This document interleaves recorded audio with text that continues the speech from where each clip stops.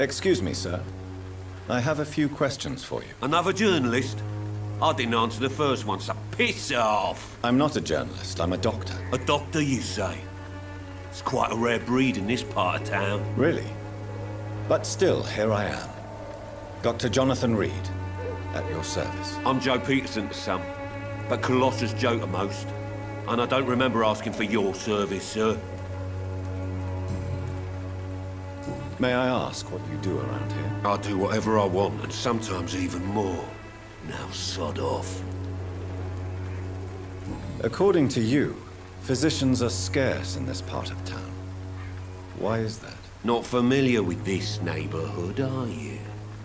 I guess your fancy colleagues are too afraid of being stabbed in the back. This part of town does have quite a reputation. Would you say it's justified? Totally. Look at me, for instance. I always look my opponent in the eye before knocking him out. Have you heard of a nurse named Dorothy Crane? She's a colleague of mine, and is supposed to live around here. Dorothy Crane? Yeah, I know her. One of the few good souls who dare to help the sick around here. Could you please tell me more about her? She's a nice girl. Tries to help the migrants. I offered to give her a hand, but she said my reputation would attract too much attention.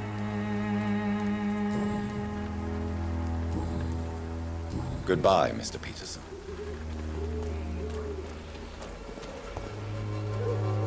Welcome, sir.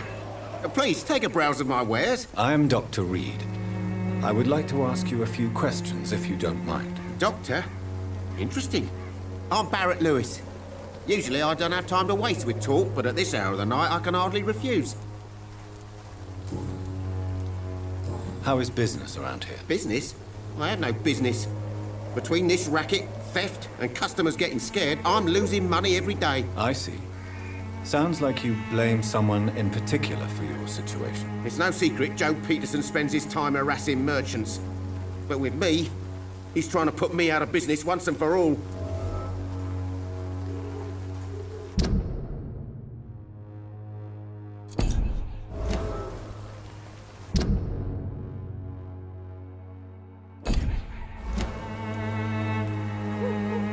As a merchant, you see Whitechapel every day. Have you noticed anything out of the ordinary recently? Well, you mean besides the epidemic, the war, and all the usual crap? As long as I can remember, this part of town has been a bottomless pit, and no sign of the bottom yet. Violence is increasing in the borough. Yeah. A few nights ago, some blokes jumped me. Came out of one of the condemned workshops. Fever, madness, something like that. Where did this happen? Why did you go there? In the closed workshops nearby. I worked there as an apprentice in better days. Now I only go to find trinkets or tools. Too bad I was mugged, though. There was good money in that little box of loot I lost. Have you been hurt? No, but that's only because I ran like hell. Those men were raving lunatics, I tell you. Not even able to speak anymore, just screaming. Have you heard of a nurse called Dorothy Crane? Nurse Crane? So the bitch really is a nurse, then? Always thought she was just some crafty foreigner, that one.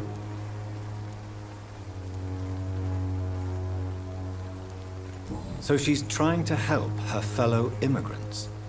Why would that make her a villain? Dorothy Crane ain't even a real name. Something like Dorothea Craniu. Something like that. Came to England fleeing the war, I was told. That doesn't explain why she irritates you so much. Your precious Nurse Crane gives away medical supplies and prescriptions for free. I offered to sell it for a fair cut, but no. Miss Crane wanted to play the quiet saint.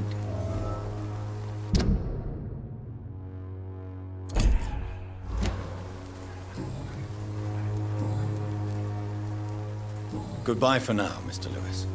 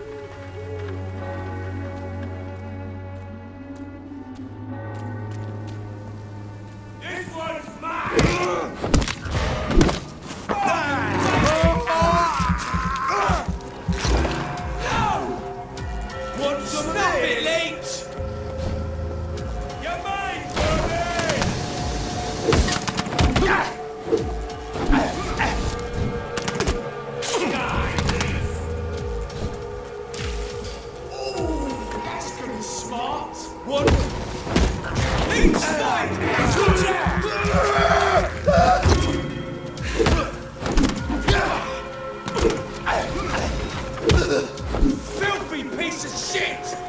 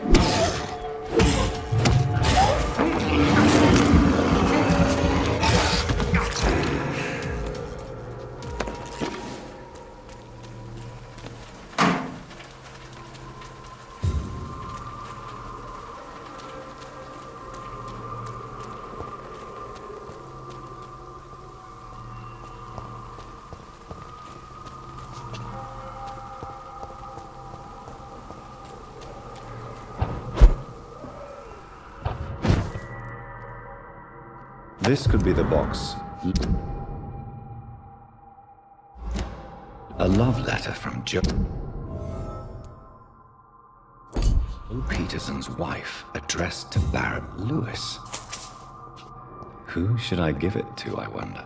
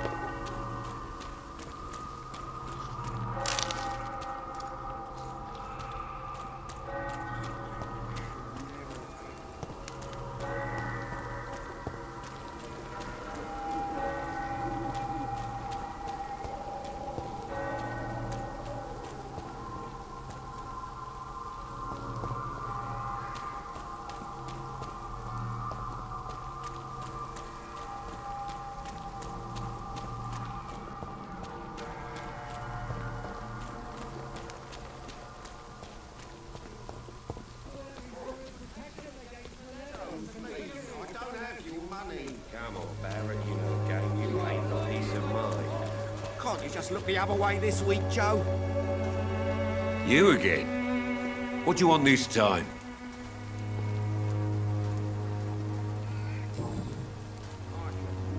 How did you become the local bully everyone is afraid of, Joe? There's no pride in roughing up poor bastards. But this is the only job I found. And it pays well, too. A job? So you're racketeering for someone else? I got enlisted by the Wet Boot Boys, a gang from the docks. I'm their muscle for their dirty work.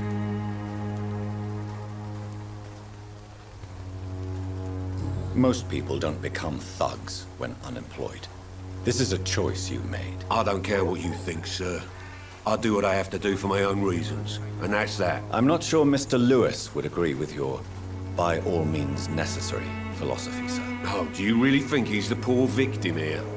Barrett can be as sneaky as anyone. Long ago, I even called the bastard my best friend.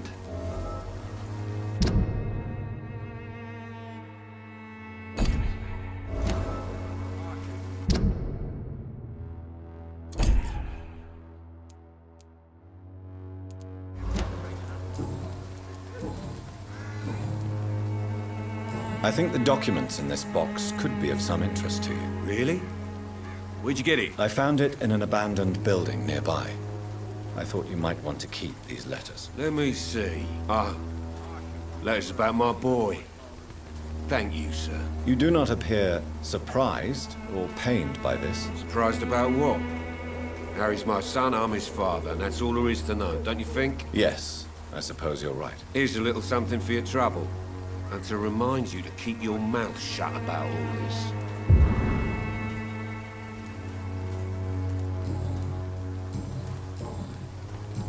Can I offer you my medical expertise, Mr. Peterson? The name is Colossus Joe.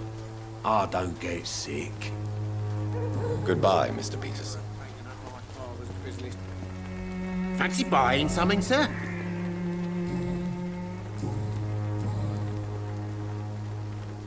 Joe Peterson. He's the villain here, isn't he? But you seem to know each other. I'd known Joe for years. I saw him box once or twice. He was a friend then. But these days, he's just another thug. What can you tell me about Mr. Peterson? Besides his behavior toward you, obviously. Colossus Joe was a decent boxer, good one even. But after his wife passed away, he found every excuse to stop training. Just wanted to pick fights with everyone. Without making excuses for him, it's safe to say that despair can poison even the sanest mind. We've all had some rough times, ain't we? But most of us don't use our fists to see us through. And no one has ever stood up to this thug. Nobody would be fool enough to stand against a wet boot boy. Barrett, you had an affair with Joe's wife, didn't you? Yeah, I did. She's the only woman I loved. My first regret is that she stayed with Joe after Harry was born. The second is I never shed a tear when she died. Did you ever try talking to Joe? Never. But I suspected he knew everything, even without knowing it. And he decided to make me pay in his own way. Do you mean you're Harry's father? No one will ever know for sure. And it's better that way. And I don't believe I'd have been all that bad as a dad.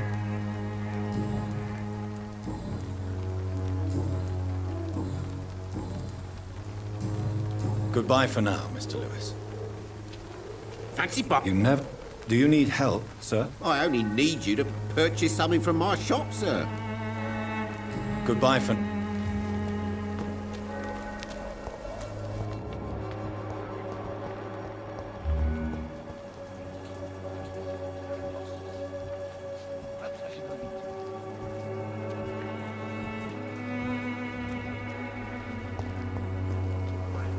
Good evening, sir. Do you remember me? If you're here for a reward, you'll be sorely disappointed. But I'll gladly shake the hand of a fellow countryman. I'm not here for a bounty. I'm a doctor. Dr. Reid from the Pembroke. A doctor? In Whitechapel? What an opportunity. My name's Bates. Cadogan Bates. Do you require assistance, Mr. Bates? Not me, but your skills could help a lot of people round here. That would help my business, because I say a live tenant's a paying tenant.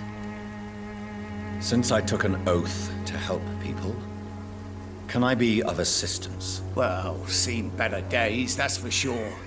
But it was bound to happen with all these refugees about.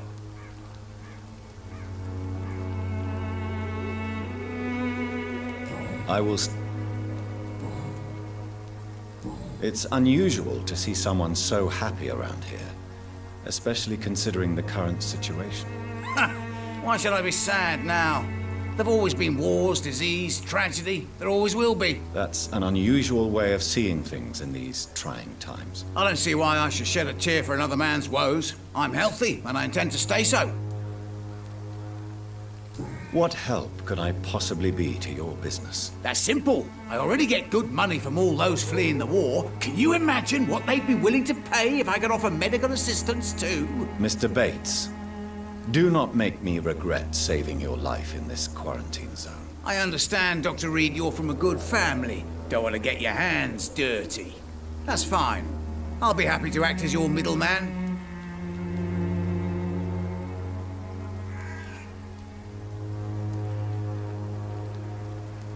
I've no interest in money. Perhaps one night I will visit you and take what I require. If that should happen, there will be no need for a middleman. So it's a no, then. That's too bad. The Reid tonic could have really helped people, you know, save lives. Isn't that what you do? I mean, people buy that Swamborous shit. What is your business, exactly? I offer fair lodgings for a modest price to the poor and weary of Whitechapel. I see. And what about those who cannot pay? Well, deals can be done, if you know what I mean. Money's not the only currency. After all, I'm not immune to a pretty face.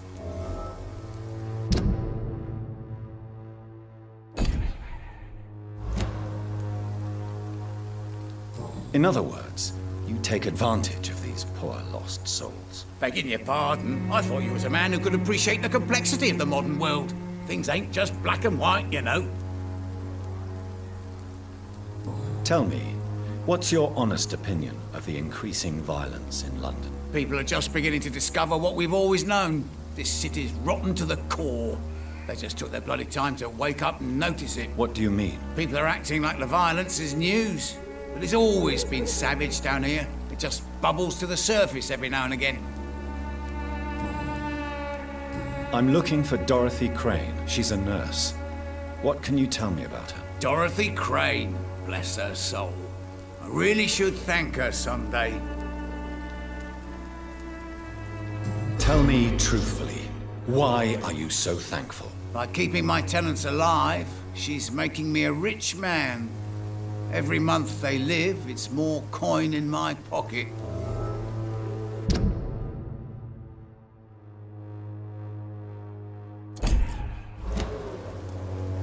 Has she treated you? No.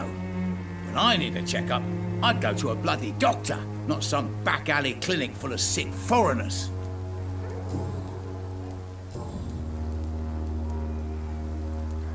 You seem to have recovered well since your attack. Do you ever think about what happened to you? Not much. It was a fucking nightmare. Savages, absolute bloody savages. Their appearance. Jesus. It made me want to puke. You'd better not come back here. I won't be around next time to save you. I want to know everything about the recent violence, Cadogan. And I want the truth. Well, rent may be a bit high, and yeah, I've had to evict a few people. But that's business, isn't it? Take this as my final warning. You will not profit from the misery of others. Business is one thing, but what you do is quite another. Really? What you gonna do? You ain't from here. You ain't Whitechapel, Doctor. You wouldn't know the first thing about playing dirty, even if you wanted to.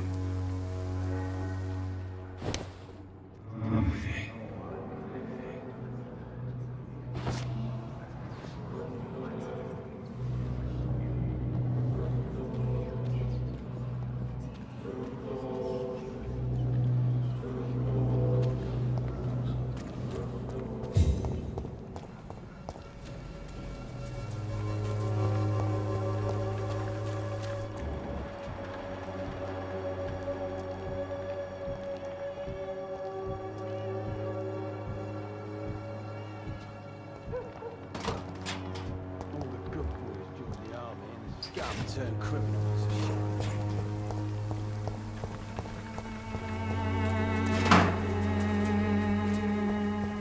Gotta be the talk.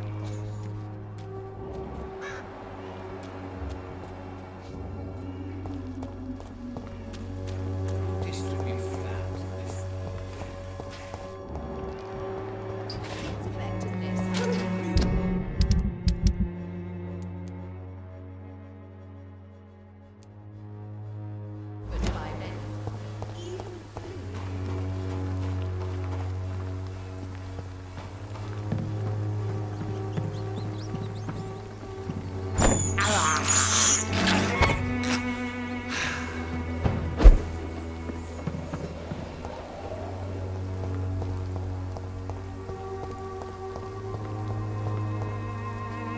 How are you, boy? I'm not your boy, all right? Now piss off.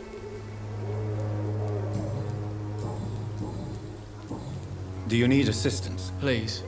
Feeling tired these days. There you go. Let's hope nobody steals it from you. Very funny.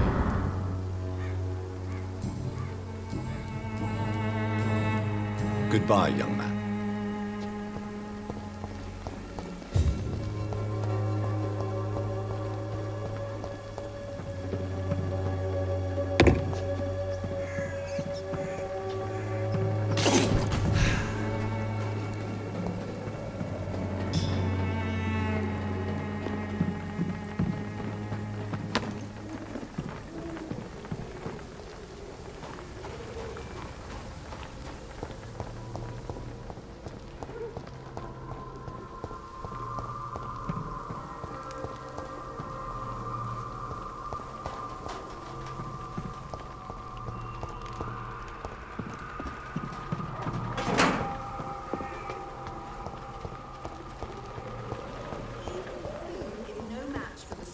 Cordial. Good evening, miss. Good evening, sir. Are you interested in a miraculous cure for this unknown and deadly epidemic? Actually, I am. Then you have come to the right place. The famous Swanborough cordial is all you need to help keep you in perfect health. Oh, really? Why didn't I hear about it during my studies? I'm Jonathan Reid, by the way. Dr. Jonathan Reid. Ah, my brother has spoken of your research, sir. I'm Loretta Swanborough, and it's always a pleasure to meet a fellow healer. Do you know Nurse Dorothy Crane from the Pembroke Hospital? I'd like to know more about her. I don't like to talk about competition. Competition, you say? Never met her, but it seems she provides some sort of medical care to the poor. The whole thing has to be some sort of scam, if you ask me. I'd like to see what kind of medicine...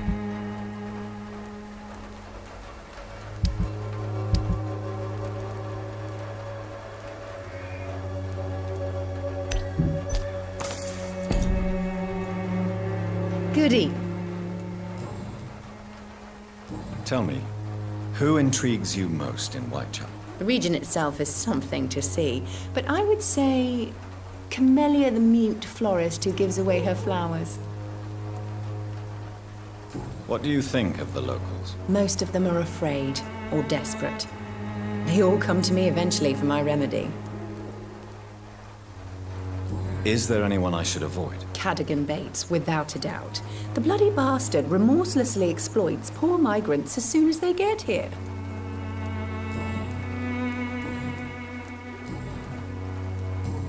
You look ill, Miss Swanborough.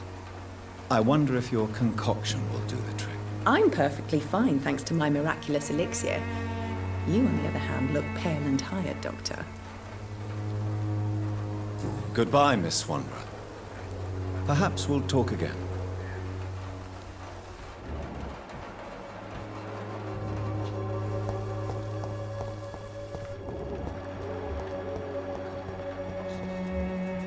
Perhaps I should look into it. This district seems to get uglier What? every year. What do you want? Leave me alone. Good evening, sir. I'm Dr. Reid. I'm looking for Nurse Dorothy Crane. There is no Dorothy Crane here. Now goodbye. I'm afraid this medical leaflet says the opposite, sir. Really? Well, I'm afraid I'm going to close this door right now. Go bother someone else, Mr. Doctor. Maybe it's time to see if he's... To enter that house, I must discover who this man really is. Maybe I could start by observing what he's up to.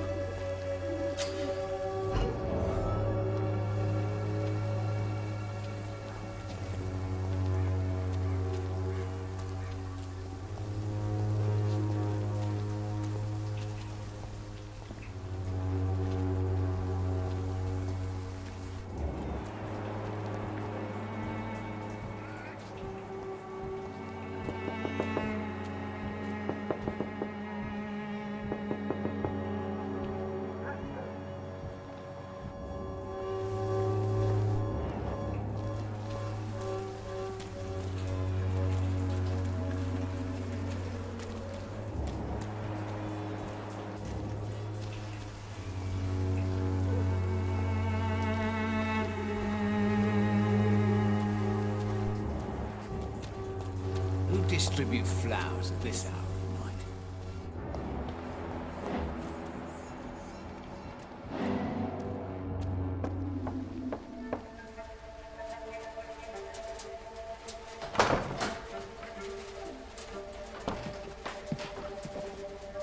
A strange man was at the door with a pass for our medical facility. I refused him entry.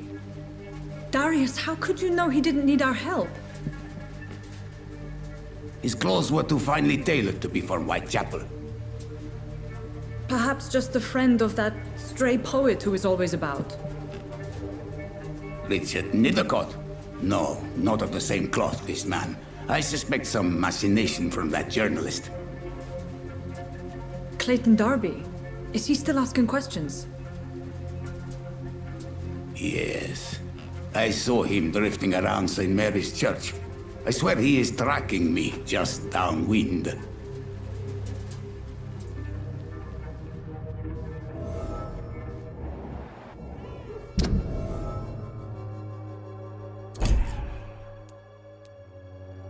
I must talk to that journalist or the poet.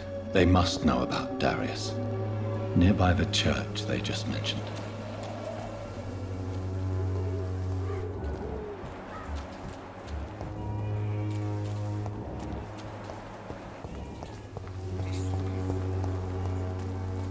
Please, I don't have your money. Come on, Barrett, you know the game. You pay for peace of mind.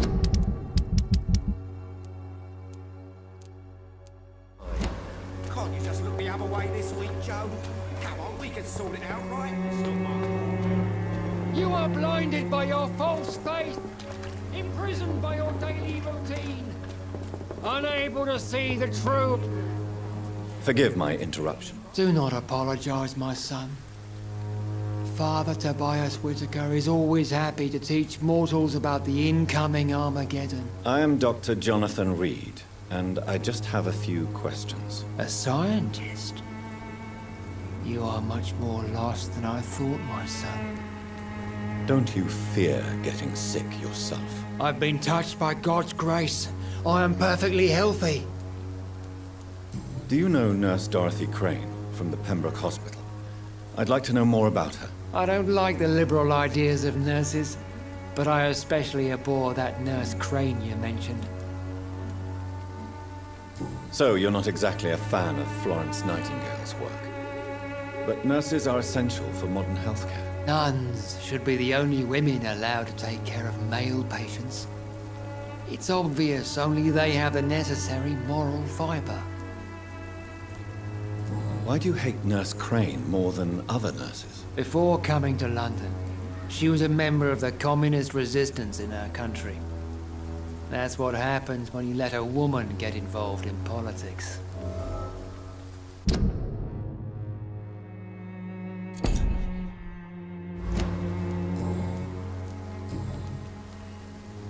What do you mean when you say that I am more lost than you thought? All scientists are entangled in a world of causes and consequences, and most of them can't see the plain truth. Quite a judgmental opinion, if you ask me. But what do I know? Blinded by science as I am. But you are seeking answers, aren't you? Answers about the Armageddon about to strike the city. Answers about the hidden truth. I am. But the answers I seek are based on facts, not superstition.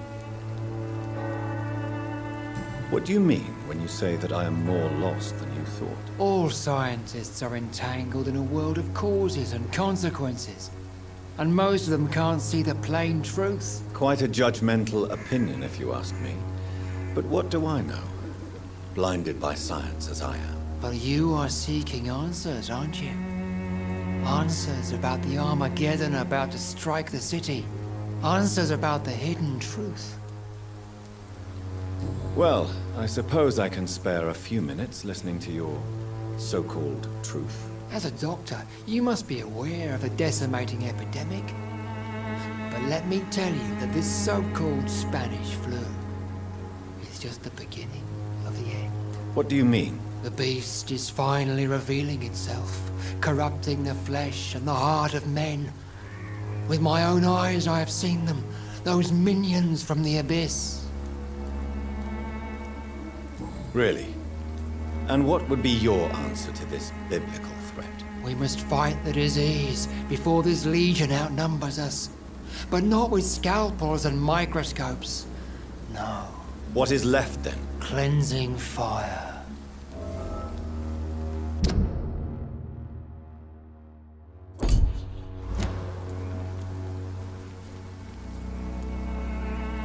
Tell me, Tobias, what exactly is your plan concerning the cleansing of this city? God will recognize his own. More than once this city has risen from the ashes, hardened and purified by the flames.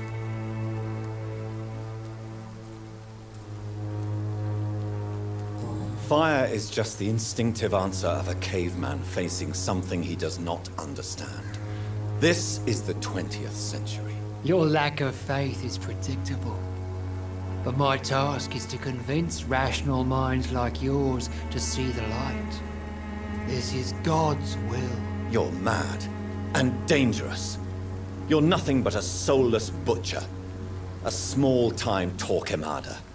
The Savonarola of Whitechapel. My son, if you think salvation is a free gift, go listen to the lies of that pompous fool, Joseph.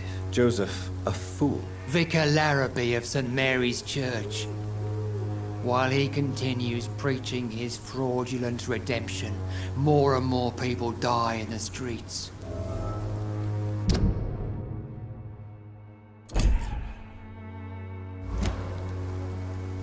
What do you mean? Also, Quite a... Are you... Well, I suppose I can spare a few... As a doctor... What do you mean? The beast... I have heard enough. Good evening. Its father...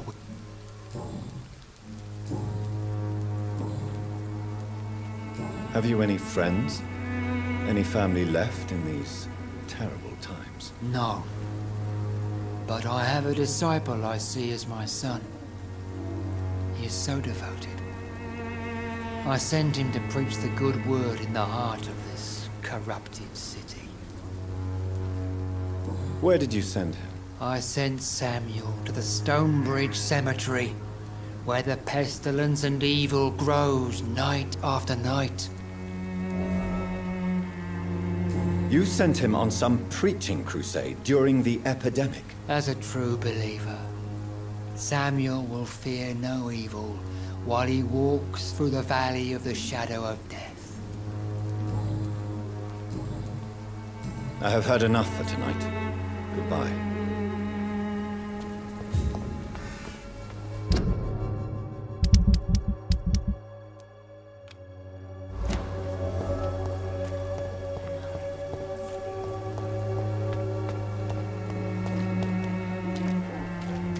You look so pale, my lord. Would you like me to...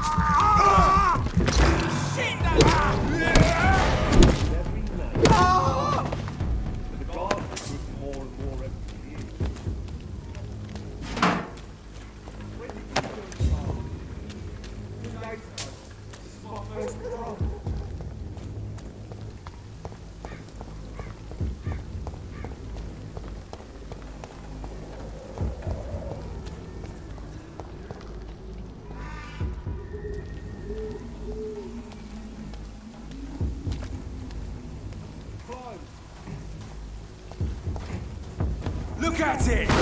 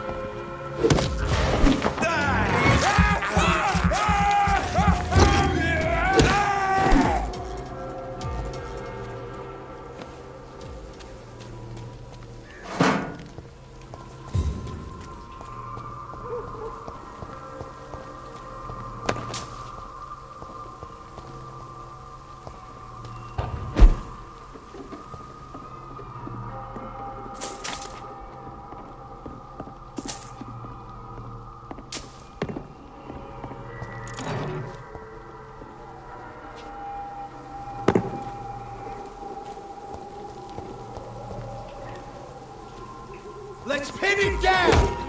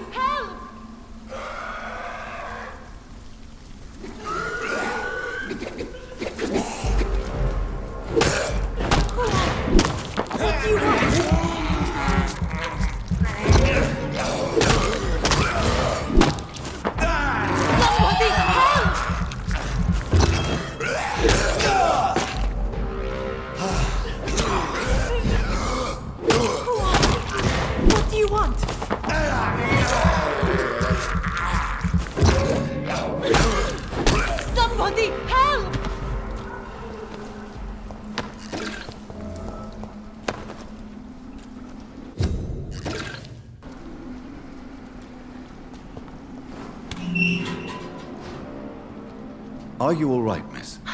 I don't know. Who were those people? They wanted to kill me. Why? They've lost their minds in the epidemic. They won't come back for now. You seem to know a lot about them, sir. I'm Dr. Jonathan Rid. I'm investigating this disease. I am Xiaoxun. Thank you so much for helping me, Mr. Reed. I must go to the cemetery now. Goodbye.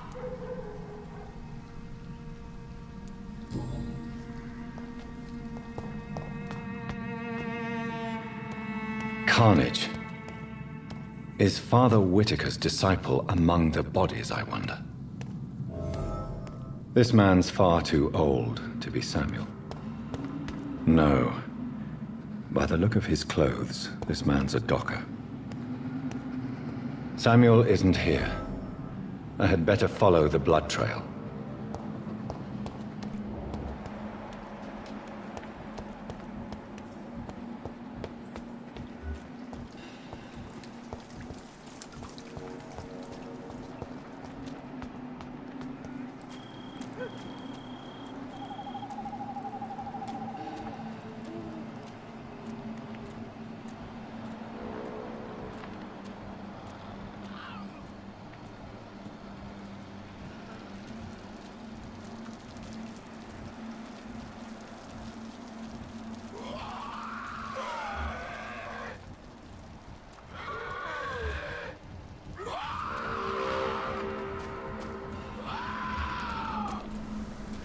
As I feared, Samuel no longer preaches the good word.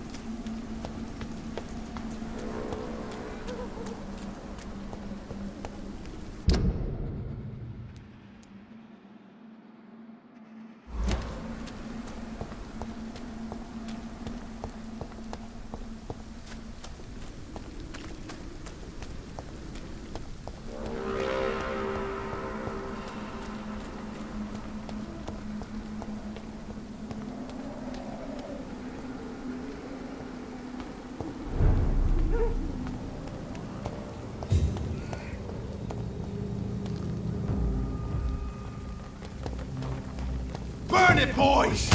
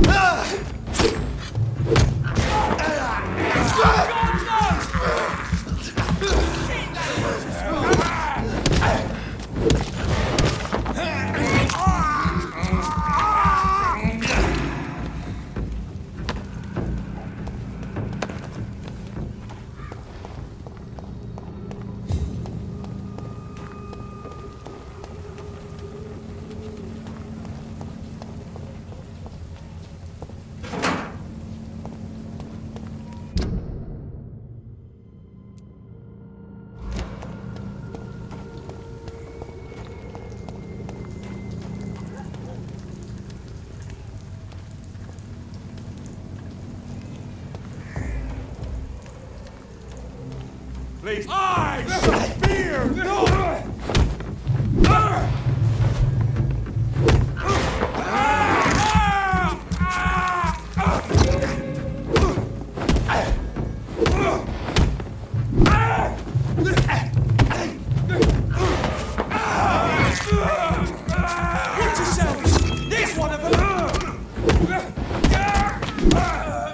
This man stuns me with his crucifix. This is not good news.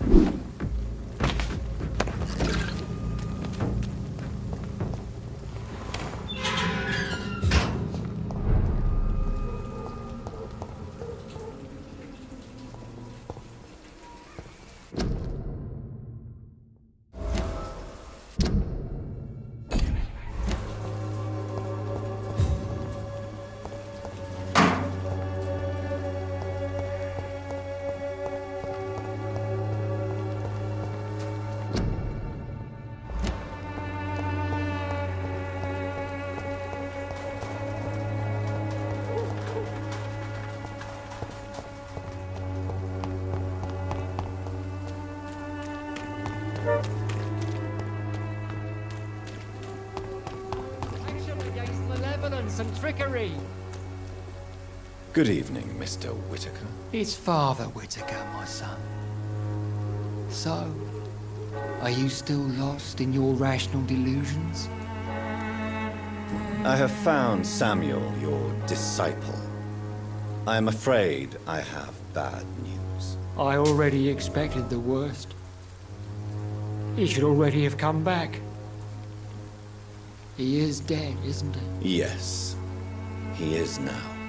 The epidemic took him. Samuel steadily made donations to our cause. He would have rewarded you himself if you'd found me in that awful cemetery.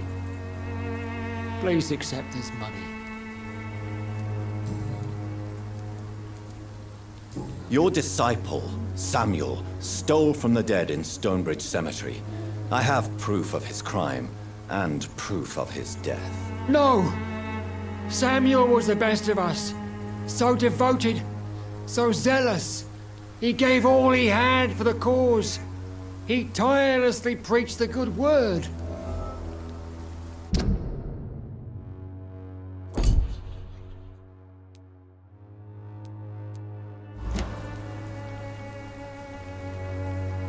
He defiled the dead with his petty thefts.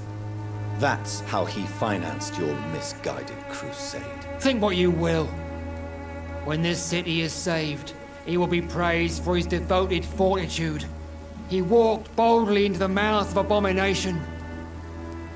Your precious Samuel used you. He was an immoral crook. If that's true, then he will be my burden to bear during this endless night. Tobias Whitaker, confess why you burnt those people alive. I have done what no one was ready to do. I will smite the flesh of the unclean to protect the righteous. You are just another heartless murderer, exploiting the epidemic to kill with impunity. No! No.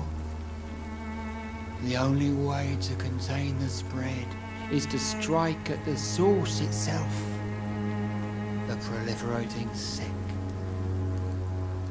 You're not the savior of London.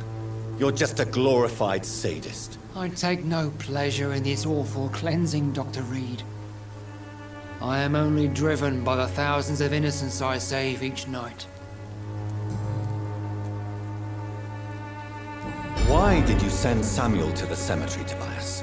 What did you see there? I sent him on a vision.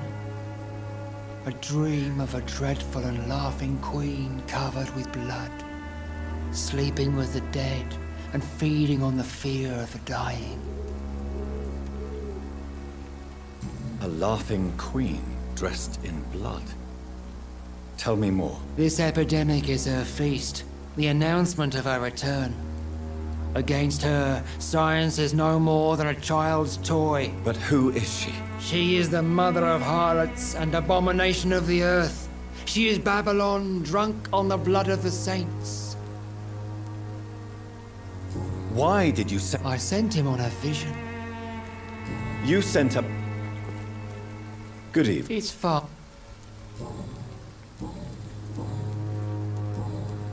I have heard an...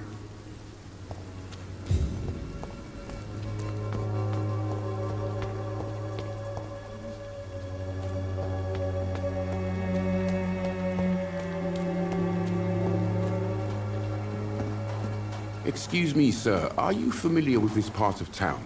Name's Clayton Darby, reporter. Sorry, I'm new to Whitechapel. But perhaps you could help me since you're a journalist. My name is Jonathan Reid. Dr. Reid, the famous surgeon. I'll gladly help if I'm able, sir. Why are the newspapers keeping silent about the Spanish influenza? It's as though none of you care. There's a war going on. People shouldn't be demoralized by news of deadly diseases.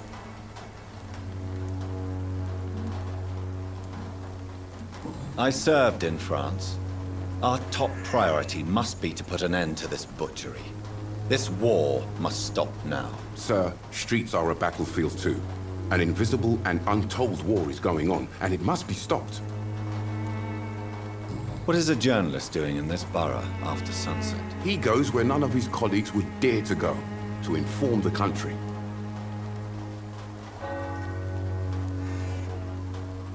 That's quite honorable of you. But is the public interested? Not at all, sir. And that's why I'm an independent journalist, hoping to sell some stories. So you risk your life to reveal the truth? I saw many reporters do the same during the war. Whitechapel is the crucible of so many untold stories and tragedies.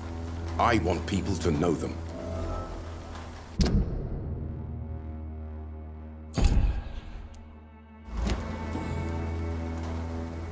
Have you any idea of the danger you face in these streets at night? I've had to run and hide more than once from frenzied mobs incensed by the fever.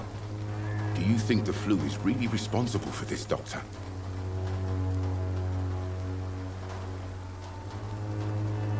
I'm convinced there is more at work here than a simple epidemic. Really? To be honest, I could say the same. Some of the sick I saw or heard of. My God, what happened to them?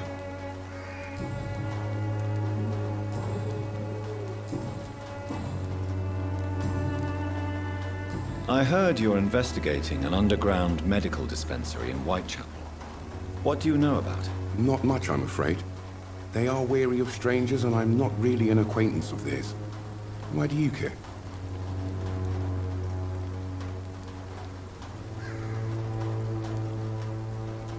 I'm afraid one of the nurses from the Pembroke Hospital may be involved with unsavory activities. Ah, could it be Dorothy Crane? Without a doubt, you are a damn fine journalist, Mr. Darby.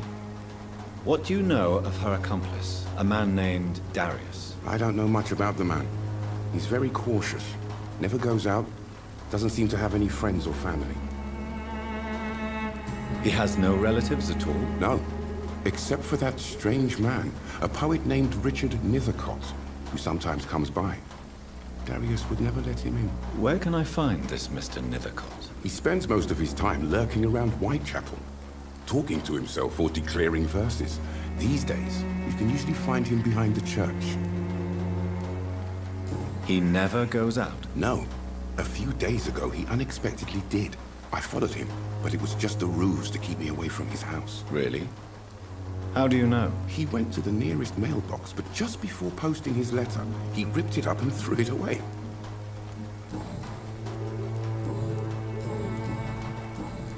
I still have questions. I don't... Goodbye, Mr. Darby. Farewell.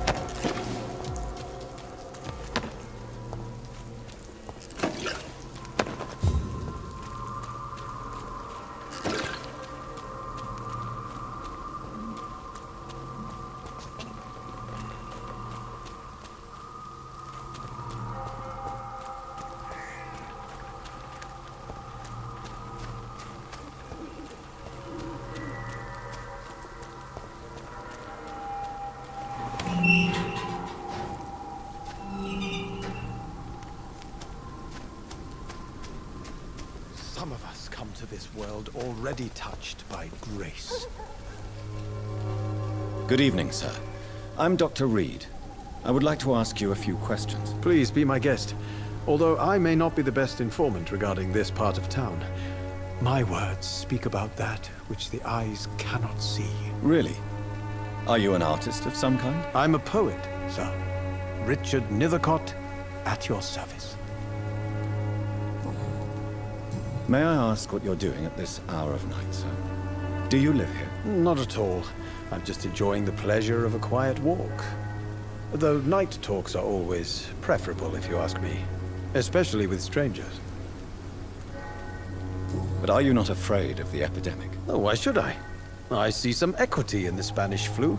No flesh should be saved, say the scriptures. Good or evil, rich or poor, all are equal in the eyes of the flu. If you say so. But as a physician in a time of epidemic, I must caution you to avoid unnecessary exposure, sir. Thank you, Doctor. But we both know the seeker of truth has to go boldly where the weak dare not. Are you aware that your life could be in danger in this part of town? But this is where I must be to feel the real beat of the city. I had to come, see it for myself, alone. I understand your need for solitude, but it's not safe around here. I don't care. I don't have many friends, Doctor, and my family despises me. If some misfortune came upon you, who would be here to help you? Well, you, for a start, my dear Doctor. What are your thoughts on the terrible situation in this city? Terrible, you say? No. Of course, the Death of so many innocents is a tragedy, but the scourge has not been all bad for the city. Oh, no, sir. What are you talking about? Do you remember London before the flu? Noisy, cacophonic, quiet, nowhere to be found. And now, listen to this oddly peaceful silence. Yes. The enjoyable silence of the grave. You have a unique perspective on the situation, I must admit. Most people fail to understand my perspective. I don't blame them. But how could I call myself a poet if I veiled my feelings?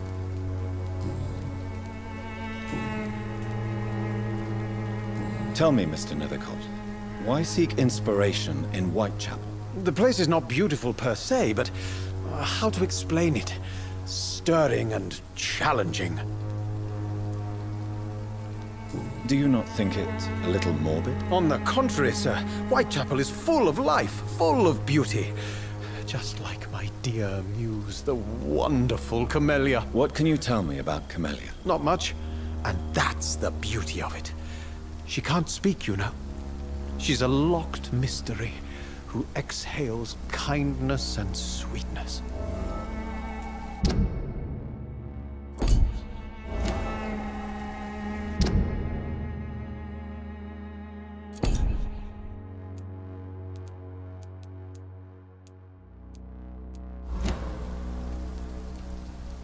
Perhaps you're just afraid to find out the truth about your muse. One day, perhaps, I'll ask her to come with me.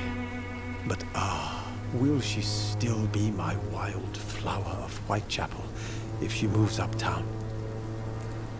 And have you ever tried to learn more about her? Where she lives? How she survives? Whom she may know? Maybe I prefer she remains an enigma. Reality can be so dull, don't you think? In what way, exactly? The struggle by gaslight, the barren smiles and the arid hunger under the rain. If you say so. Such vibrant antagonism and vivid paradox. The stripped humanity raged across each street. Vivid, of course, yes. And what about the poignant distress? Oh yes, the poignant distress. You see what I mean, don't you?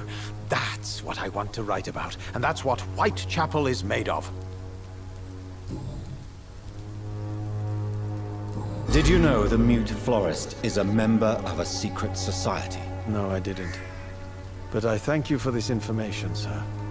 For it only enriches the mystery surrounding the precious Camellia. Are you not curious? Is there not more you wish to know? That girl has not an ounce of malice in her. Whatever she may be hiding, it's certain to be for the benefit of most, if not all. I fear you are a hopeless romantic, Mr. Nethercott. Guilty as charged, Dr. Reed.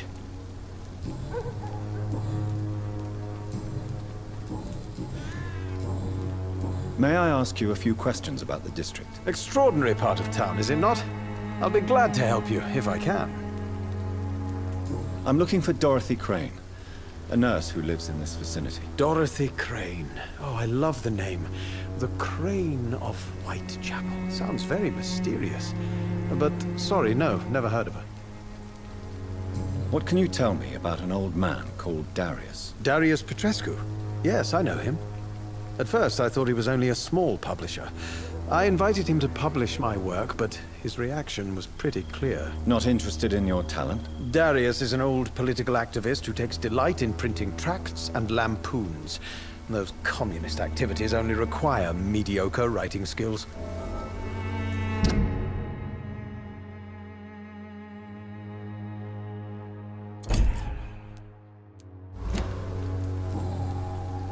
I'll leave you alone, sir.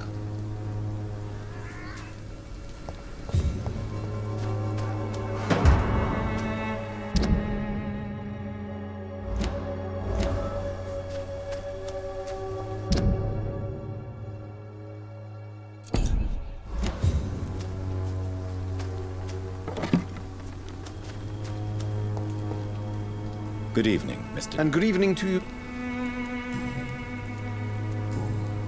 Do you need medical attention, sir? It may be wise to let you prescribe me something. I don't feel like I should.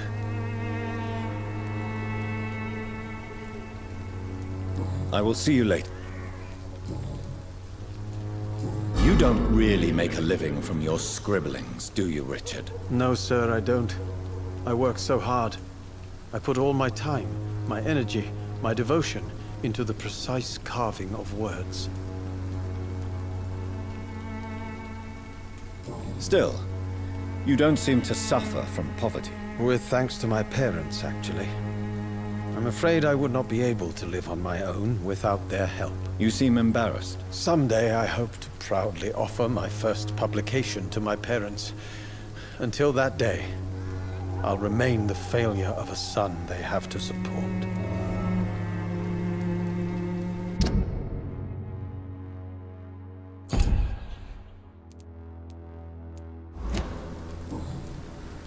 I'll leave you alone, sir.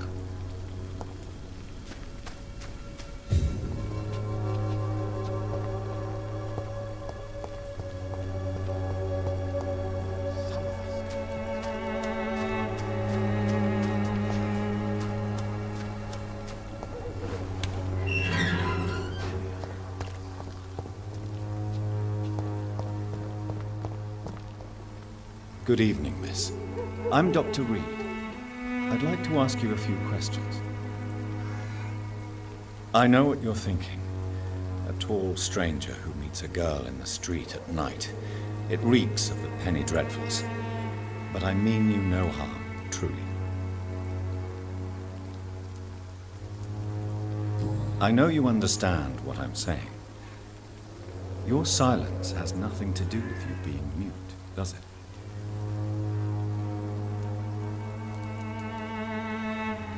Camellia, I know you work for Dorothy Crane.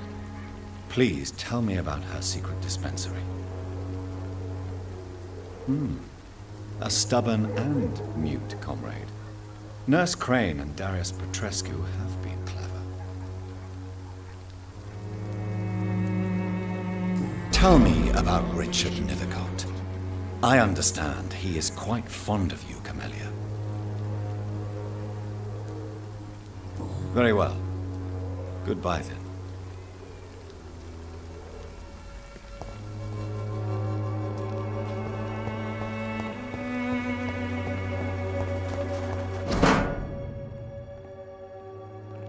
The content of Darius' letter to his children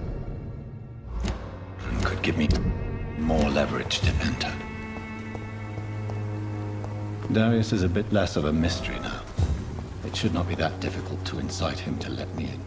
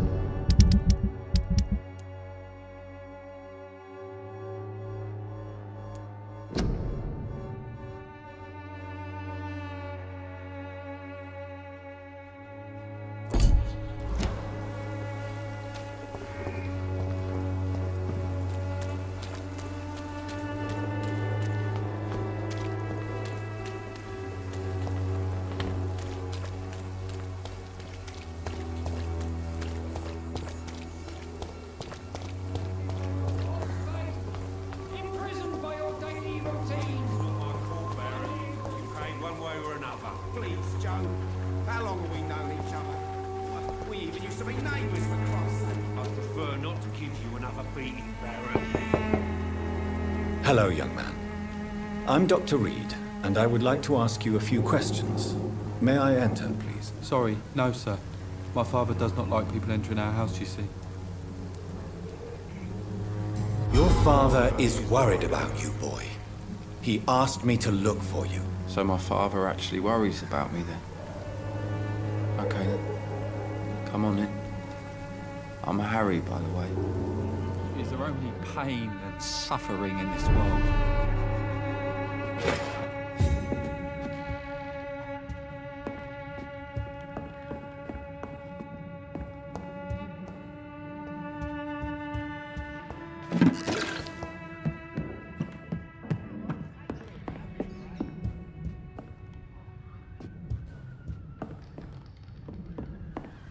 It's locked, all right.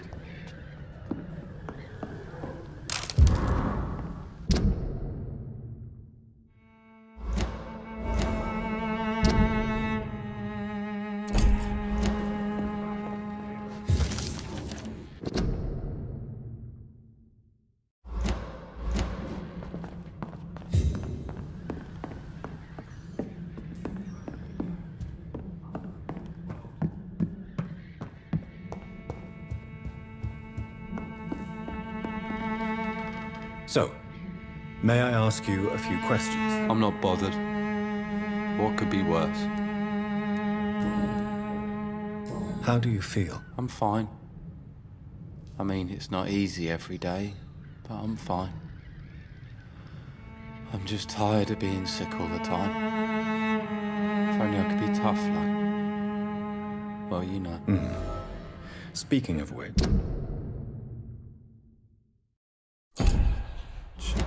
What can you tell me about your father? My father is an idiot who makes idiot things. That's all I have to say. Forgive my bluntness, young man, but you don't seem happy living in Whitechapel. Why should I? I never wanted to come here in the first place. It was my father's decision. And look around you. Does this look like a nice place to live?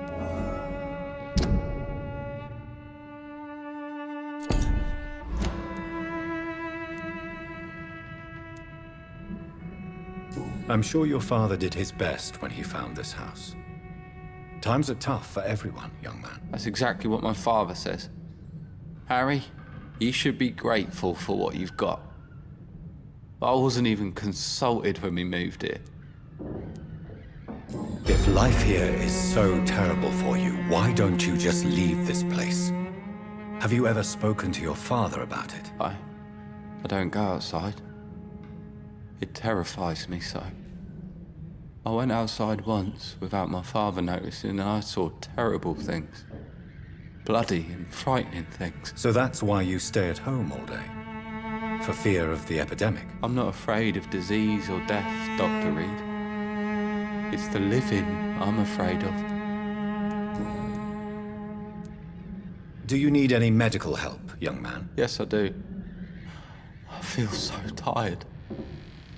I don't know if it's the epidemic, but everything seems so hard. You'll feel better with this, but you need to get a grip, young man.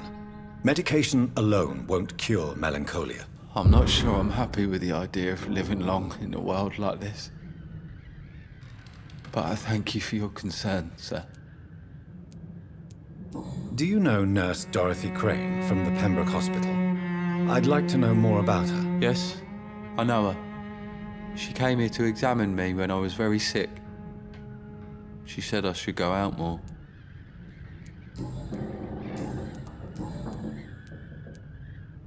Your father and Mr. Lewis used to be good friends. What happened, Harry? I was young then. I don't remember Mr. Lewis ever coming back again after my mother died. Or was it after my father started bullying him? I don't know. Have you tried speaking to Mr. Lewis about it? I don't go out often, but yes. And he scolded me and told me to leave him alone. I guess my father frightens him too much. But you are not responsible for your father's actions. Am I not? Dad always says that he joined that gang for my safety. So if I wasn't born, people wouldn't be worrying about Colossus Joe. Do you remember when Barrett Lewis was close to your family? To your mother? Not really. I was too young. But I remember it was a happier time. Mr. Lewis was funny. He often had dinner with us. Why are you sad then? Because it hurts to remember a time when my father used to laugh and smile. It hurts to realise he's as sad as me now. How was he towards you? He was nice, I guess. He never forgot my birthday. He always offered me books. I liked books. Would it ease tensions with your father if he got an honest job? Because he tried, you know. I can't say. I'd be glad if he dropped his thuggish activities. But I'm not sure it would be enough. Why is that? Sometimes I suspect it's me, Dr. Reed. Or it's this life. It's like I can't find my place.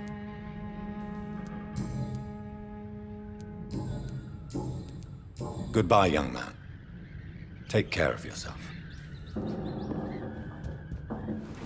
Is there only pain and suffering?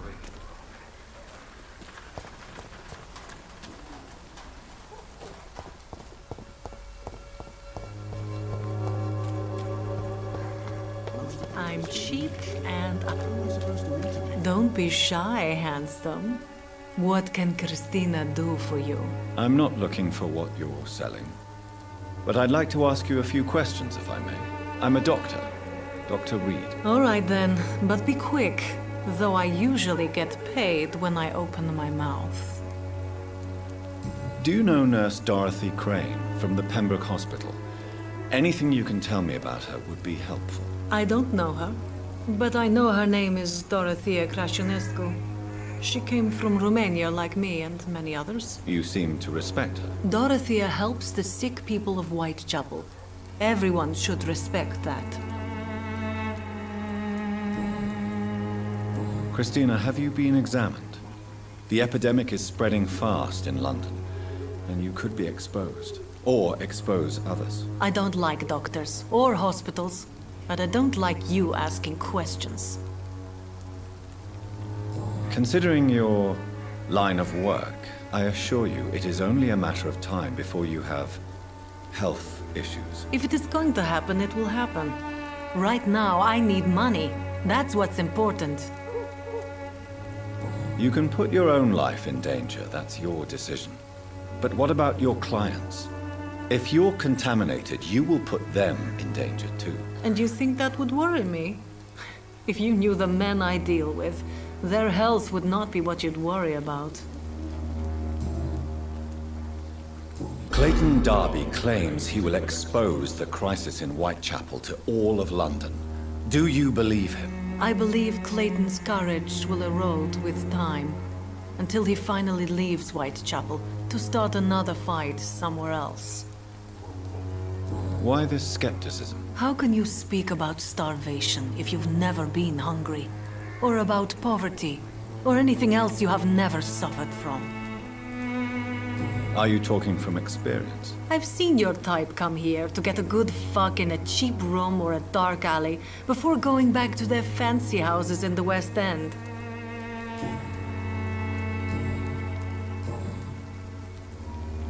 Tell me about yourself. Are you joking with me?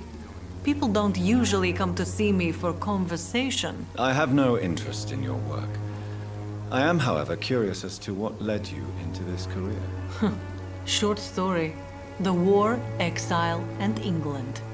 This country is not especially welcoming. I've been refused many jobs because of where I am from. I had few options left.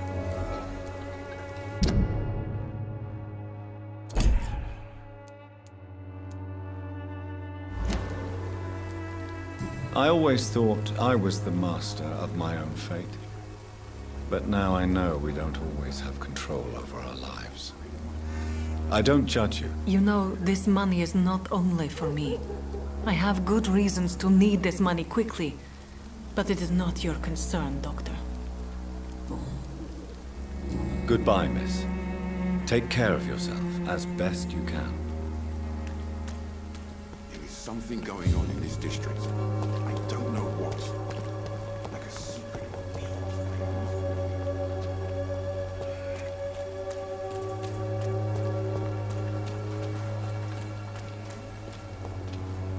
You again? What do you want this time? Why do you keep on working for the gang, Joe? You know it doesn't suit you. It's true, I hate this job. And I know I made some bad choices, but I'm a wet boot boy now. And people won't forget it. You could leave tomorrow. Start another life in another town. That's easy for you to say, Doctor. We are poor. My son's weak. And there's no way he'll endure another disappointment. Harry doesn't seem happy living in Whitechapel. Why did you make him come here? I've always put my son's interests above everything else, whatever he may think. Our house is small but affordable. The walls are thin, but the door is solid. You really love your son, don't you, Mr. Peterson? He's my pride and joy. Even if he hates me for the choices I make and pushes me buttons more than he should. Do you have any regrets? Only one. Not to have my beloved wife by my side. She died when Harry was little. My sweet Jane. She gave the boy confidence. Since the criminal nature of your job means you could be arrested, are you not afraid of what would happen to your boy if you were? No one will ever take my son away from me. If that ever occurred, I'd hunt the bastard down and rip off his head with my bare hands.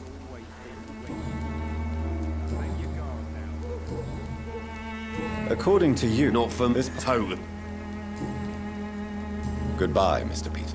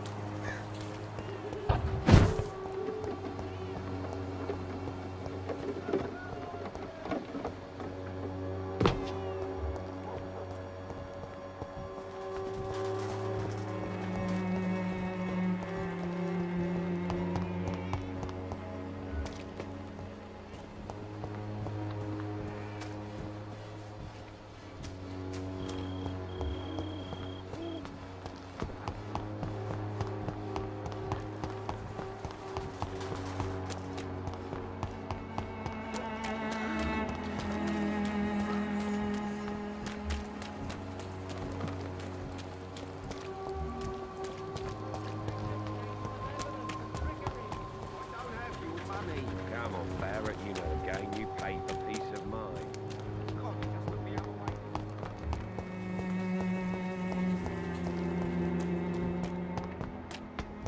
Who distributes that?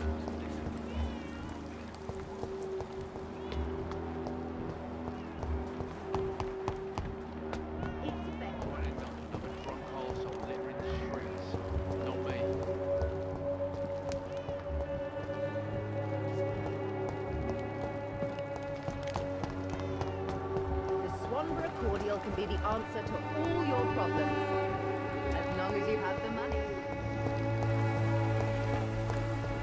People are talking about us. Colossus. Perhaps I should look into it.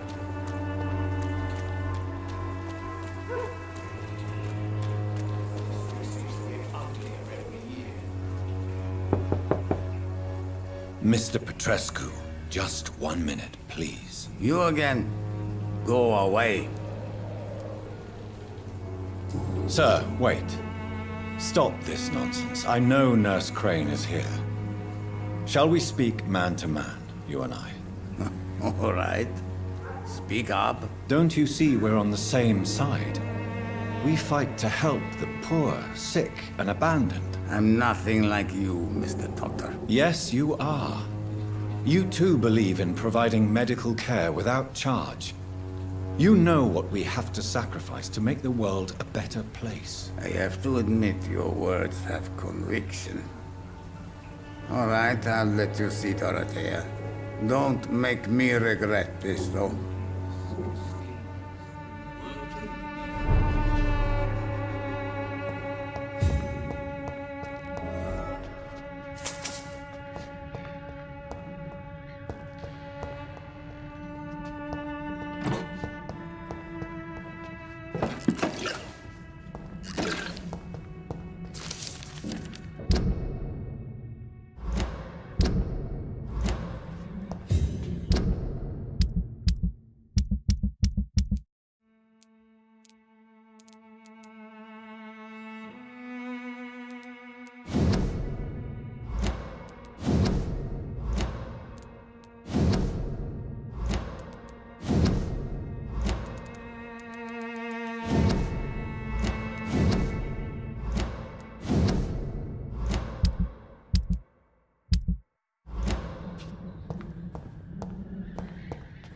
It's locked.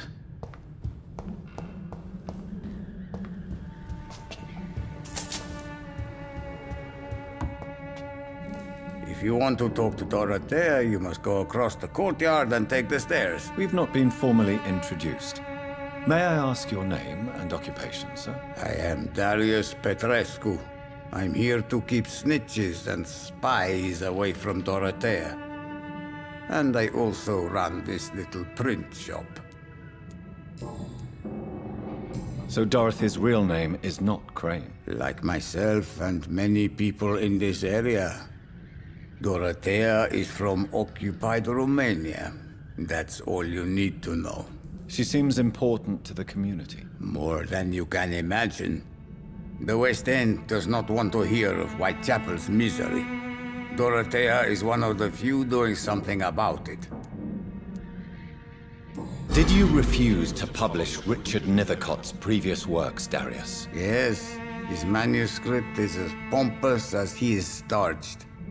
Now there's a man who loves the sound of his own voice. You could have told him so. As a great writer recently said, politeness is the most acceptable hypocrisy.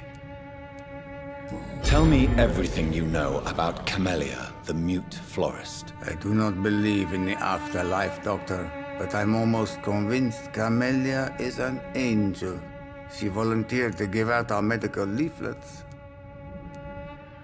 Are you not worried for her safety? She is as brave as she is tough, and clever too. If only I had met her when I was younger. Are you in love with Camellia, Mr. Petrescu? Don't be stupid. If I had met her when I was younger, we could have won our revolution.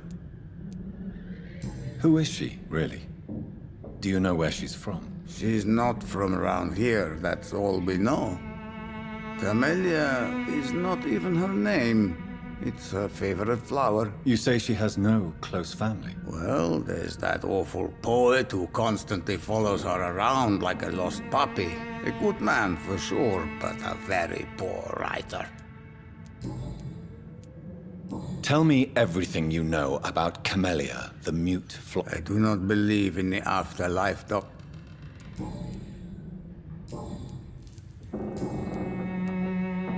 Do you have any family left, Mr. Petrescu? Children or grandchildren? Who knows? I have abandoned my people for so long, they might as well be dead. As dead as I am for them, I suppose. Don't be embarrassed, sir. If you must know, my own father disappeared many years ago, and I forgave him. It's quite awkward to talk about our families like this, but thank you, Dr. Reed. I appreciate your trust. This war won't last forever. Did you ever think of returning to your country now it's free? No. I have taught strength and determination to my sons and daughters. I'm an old, dying man who only has memories of better times to cherish. I know you fought for your country when it was occupied, Darius. Tell me more about it. I know my days are numbered, and I know I won't see my homeland again. But I fought for Romania all my life, and I will until my last breath. But Romania escaped the grasp of the Austro-Hungarian Empire. It's a free country again. It is not the country I fought for. My homeland is not appeased, Doctor. And I still see a dark future ahead for my people. How did you meet Nurse Crane, Darius? Why does she trust you? I'm her oldest friend in England. Dorothea and I share many ideas about this country and about the country we left. You mean occupied Romania, don't you? Even if not directly, I fought against your enemies. Really? Then perhaps you have more in common with Dorothea than meets the eye, Dr. Reed. Do you need some help, Mr. Petrescu? I am very tired, but that is all. I don't need you, Doctor. Well, if you feel all right, that's fine. Tell me... I do... Are you in... Don't...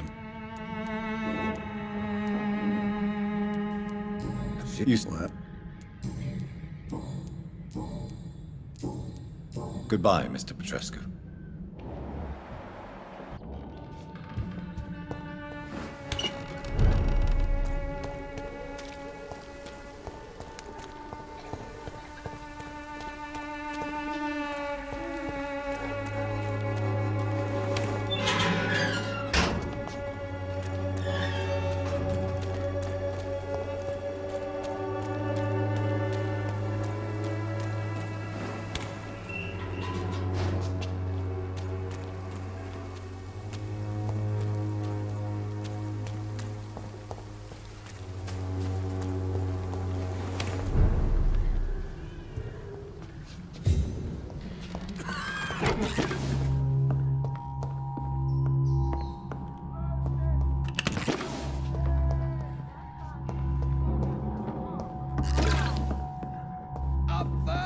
Hey, give me a drink!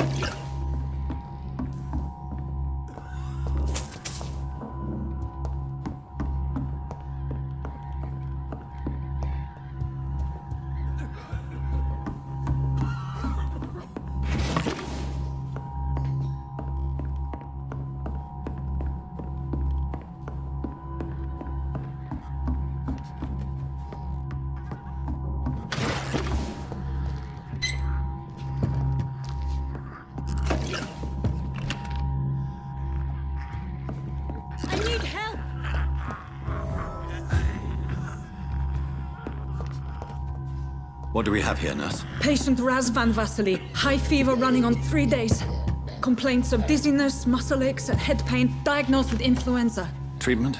Aspirin and salicin for the fever and discomfort. Liquids for dehydration, but he's having trouble keeping even water down. Thank you, nurse. Anything else I should know? He did lose consciousness this morning, but he's never had convulsions like these.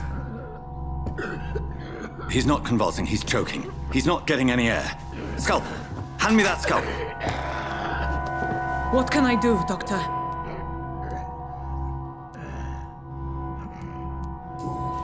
It's too dangerous to operate with these convulsions. Sedative, nurse. Do we have any anesthetics? I'm sorry, Doctor. None at all.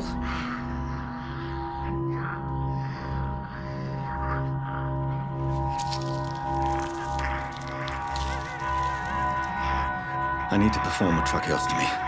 Short pipe. That rubber tube will do. We're going to cut a passage for air through the neck. Yes, Doctor. He's breathing again, but he's coughing up blood. Internal hemorrhaging. I need to make another incision into the chest cavity to drain the fluids from the lung.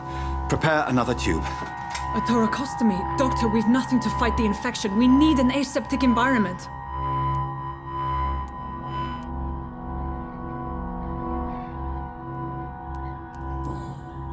Right then, Nurse Crane. What do you suggest we do? I've no idea. I'm not the doctor. Time is of the essence. We need to perform a thoracic drain. Yes, Doctor.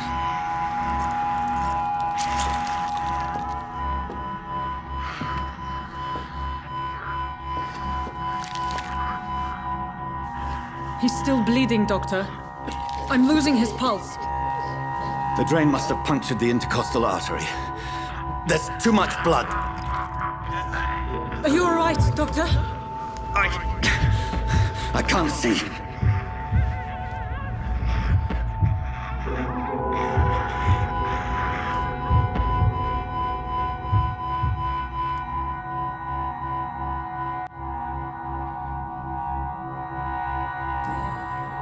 Yes. I have this, nurse. Allow me to finish the procedure alone. I need the room. I'd prefer to stay and see this through. This is my patient, Doctor. I have needle and thread for stitching the wound.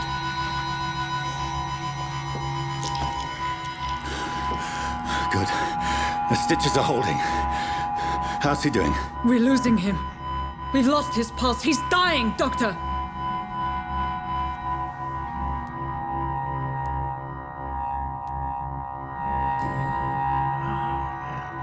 A dose of epinephrine, now. Yes, Doctor.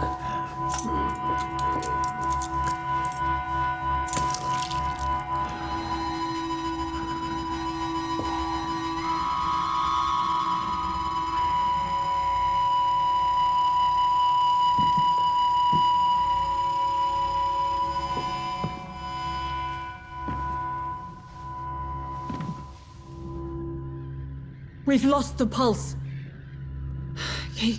He's gone, Doctor. Nurse, we did everything we could. Truly? Everything you could. Is that how you'll report this in your log?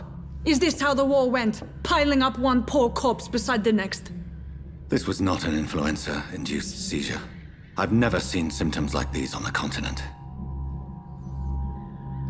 Neither have I. But the previous symptoms leading up to this attack were the same, indistinguishable from the epidemic. No. There was something more vile in these reactions. Something primitive. There have been numerous reports of mental breakdowns caused by the fever that accompanies the flu itself, Doctor. Yes, but... I'd best take some samples of the blood for analysis.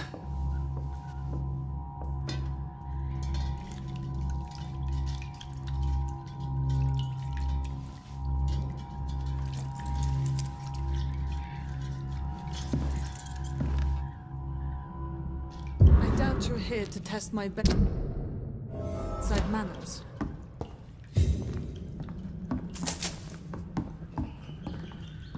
It's locked, all right. Do I owe this courtesy? I suspect it was more than intuition alone that led you to us. So, how might I be of service, Dr. Reed?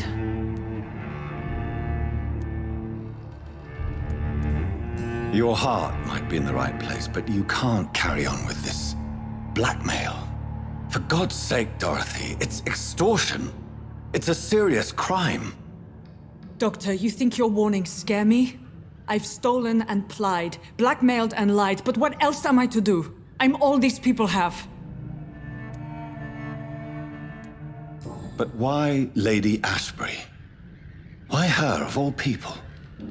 She's pristine and proper, all right. But that she-wolf in sheep's clothing murders the poor for sport. I have her where she belongs, and I'll milk her for all she's got. Dr. Swansea is a sensible and honest man. He wouldn't have refused your friend's care at Pembroke. It's easy for you to say, Doctor. These people cannot go to the police, nor to the hospital. They don't even speak English. They depend on me for everything. So, the end justifies the means. Is that your defense? I know you're kind, Doctor. Just another fine-heeled, silver-spooned gentleman who was given the world on a platter. You know nothing of poverty. Nothing of the shame, the hunger, the loneliness.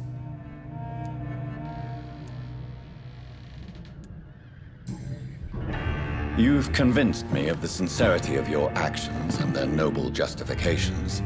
But all the same, blackmail is a crime, and it will stop, Nurse Crane. So, are you going to turn me over to the authorities?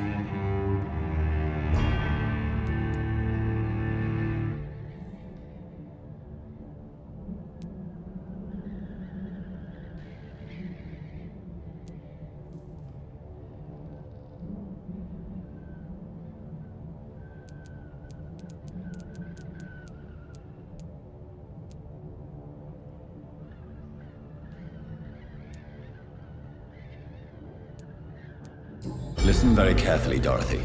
You will erase from your memory everything you pretend to know about Lady Ashbury and Pembroke Hospital. Let that rich bitch off the hook over my dead Nurse body. Crane, enough. Listen as if your life depended on every word. I know you've a generous heart who gives freely to those in need, but you shall walk away from the shadier streets of your business.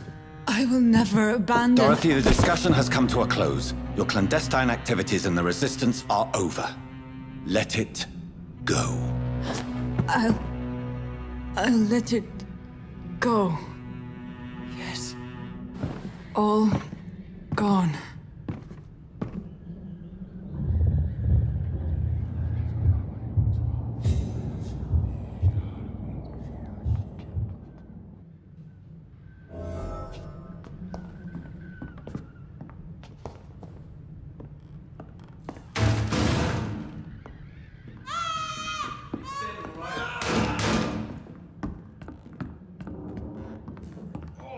This one stinks already.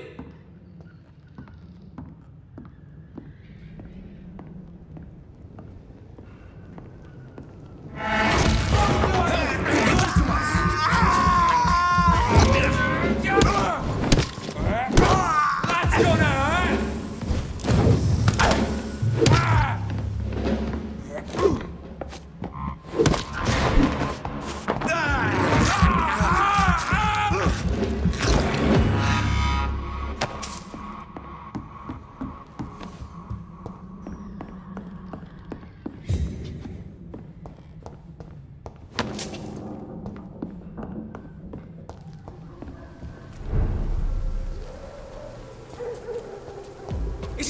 it!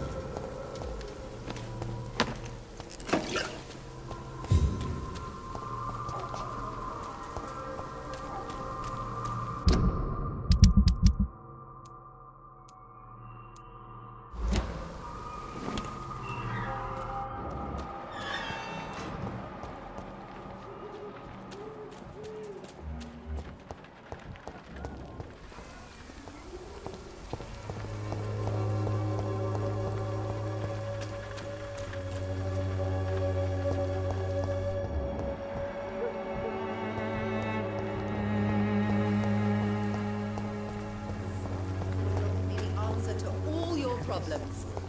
As long as you have the money.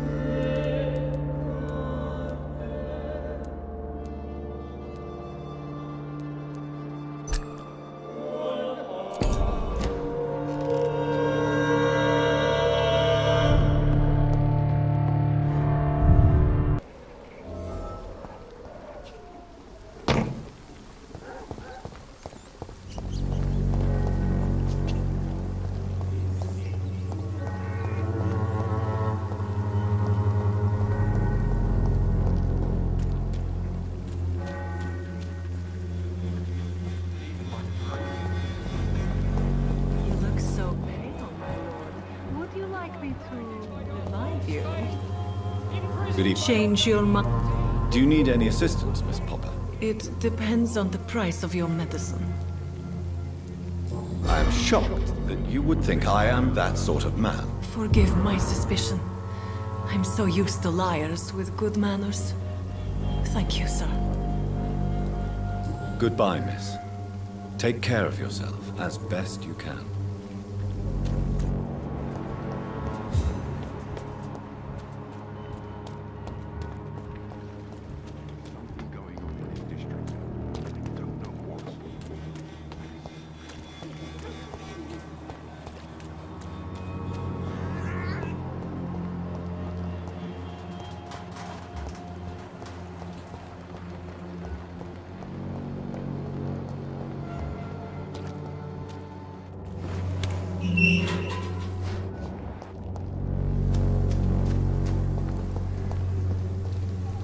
Good evening. And good evening to you too. Do you need medical attention, sir? It may be wise to let you prescribe me something. I understand your appetite for words and macabre beauty, sir. But you should be more careful. The nutrition of my mind is more important than my physical health. But I appreciate your concern, sir.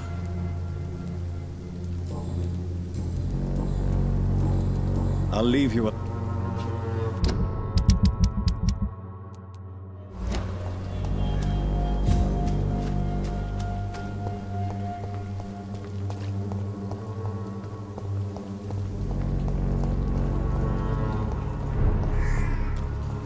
Get their weapons ready!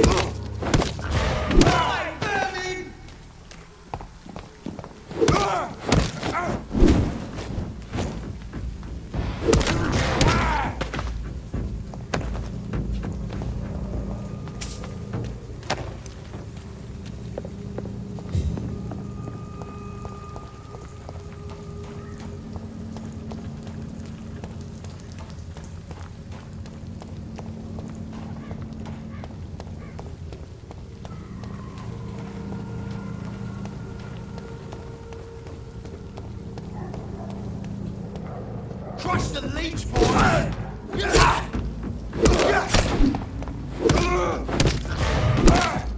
Pay for this!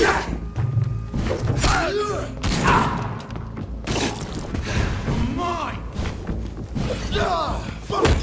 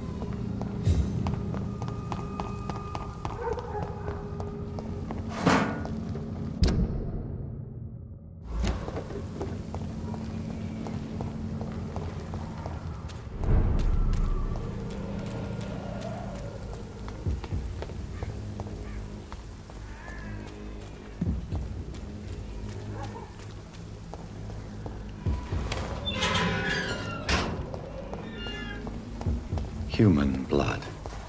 Whoever left these marks did so deliberately. Kill it, boy! Burn it, boy!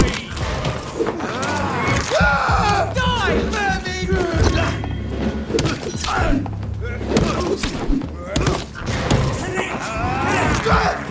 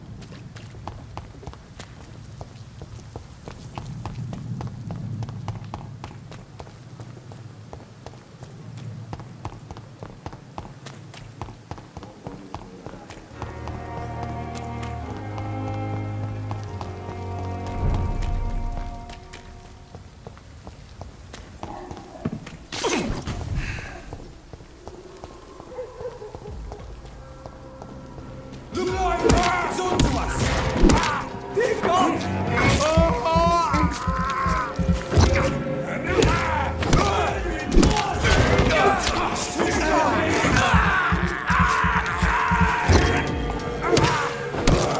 That leech is fast!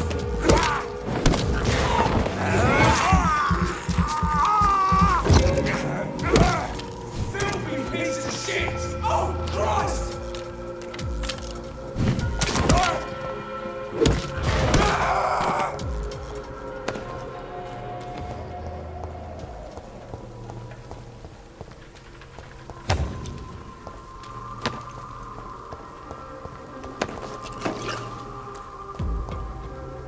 This is Norfolk. Die, Leech!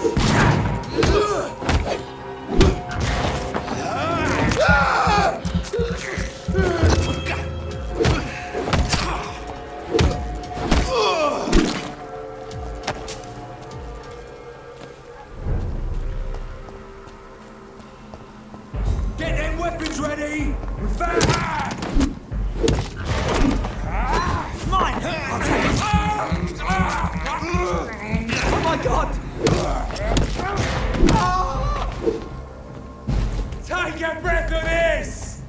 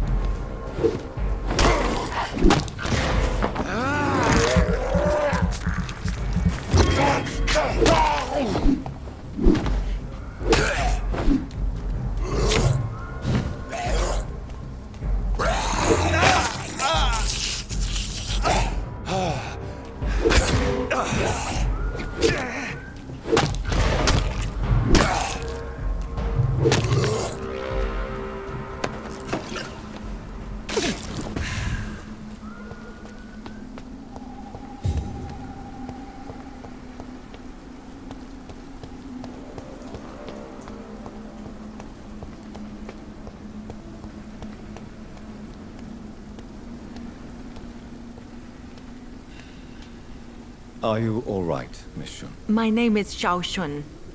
This is the proper way to address someone in my country. I do apologize, Xiao Shun. Are you all right? Yes, I am. This is the only place where I can find some kind of serenity. Some way to remember my dear Matthew.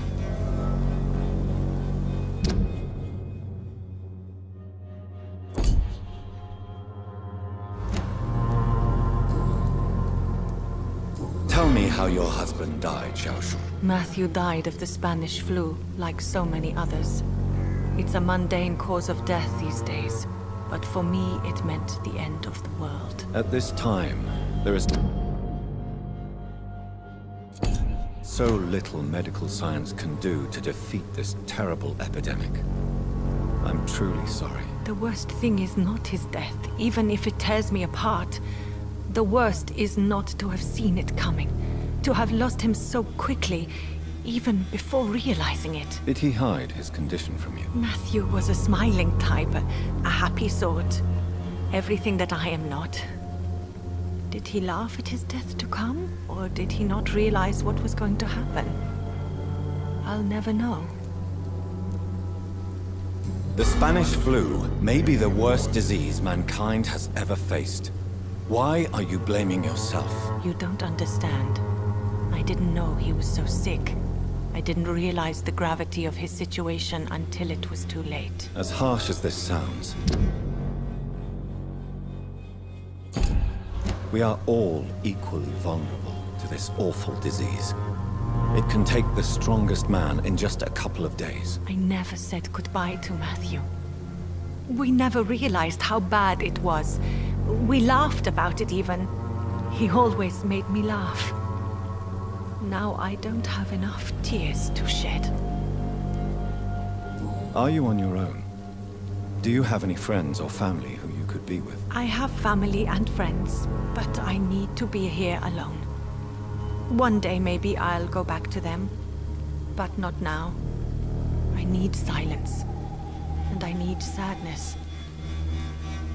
I've seen many deaths in my life, and we all grieve in our own way. Some stay silent, or need to shout. Others need company, and some just can't stand it. Thank you for your sincere words, Dr. Reed. I sense you trying to help me, even if I don't quite understand why. How do you feel? Physically speaking, I mean. I'm as well as can be expected, Doctor.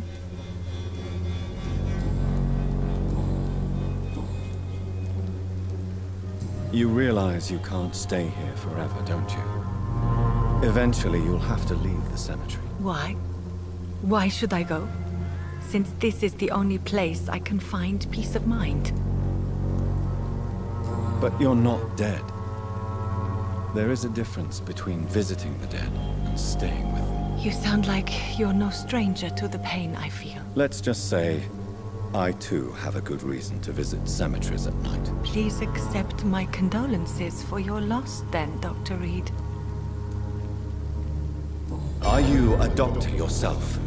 Is this why you feel so guilty for not saving your sick husband? No, I am not.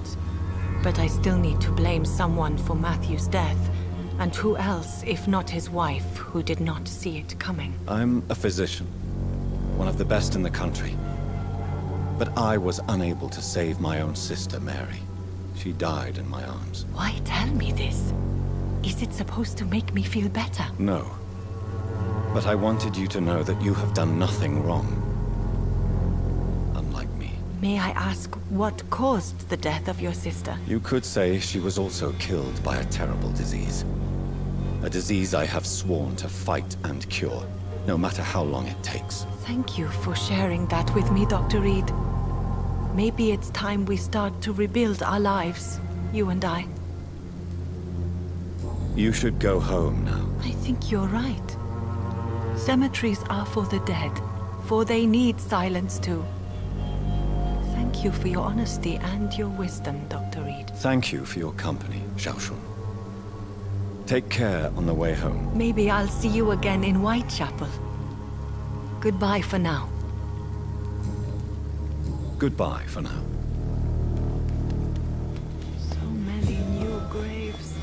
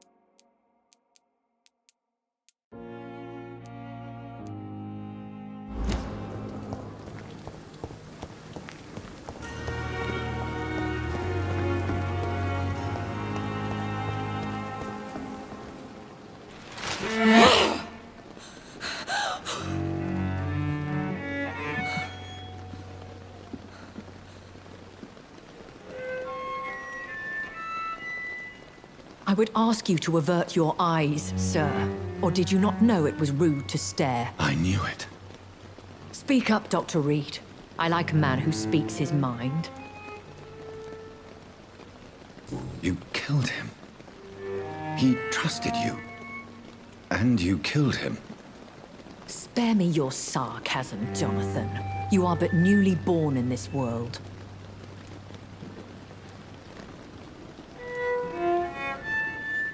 So in the end, the accusation was true, wasn't it? The situation is somewhat awkward nonetheless. I have not been observed sustaining myself for many decades. I have to say I'm a trifle embarrassed. Anyway, I have concluded my inquiries concerning your blackmailer. I see. Please excuse my agitated state. Under normal circumstances, I wouldn't let anyone see me in this condition. The case is closed, your ladyship. The person who took advantage of you has, shall we say, seen the error of her ways. So who was it? My lady, the blackmailer was dealt with using the utmost discretion. The culprit's identity is of no relevance. Thank you, Jonathan. That is exactly what I needed from you. You have proven your loyalty, so, as a friend, please accept this small token of my appreciation. Thank you, my lady.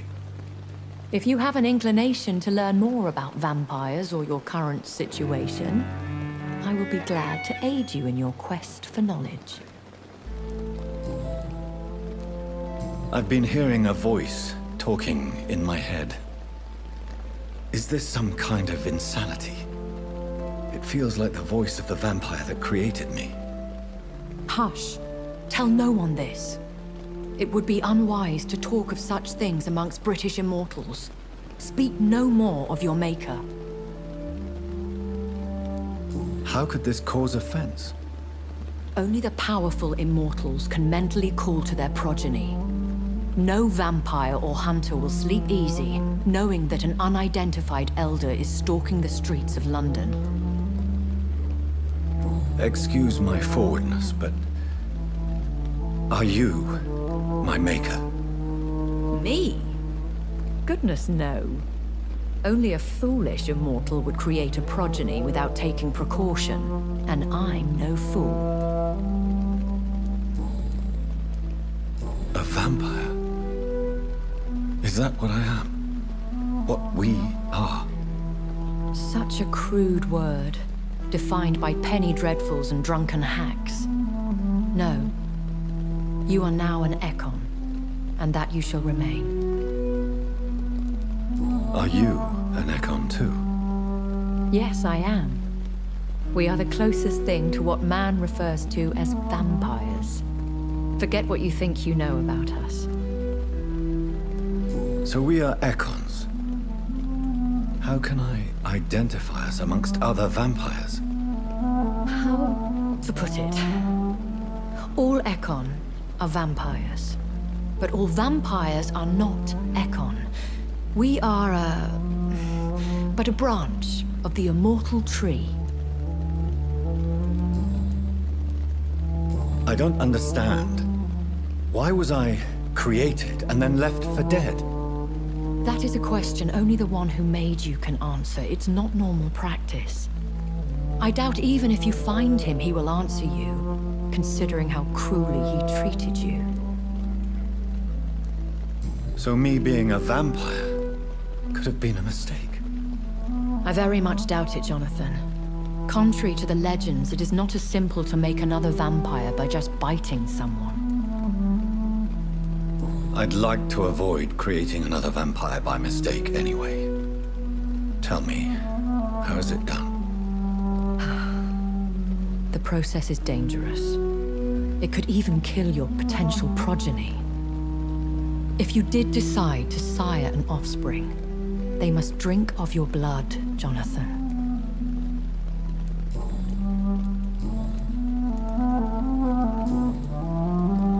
Why does Dr. Swansea allow you to feed on the patients of the hospital? Dr. Swansea is a good and compassionate man. He is trying to find a solution for our hunger. Until that happens, he is clever enough to understand that I only feed upon the dying. What do you know about this Brotherhood of St. Paul's Stole?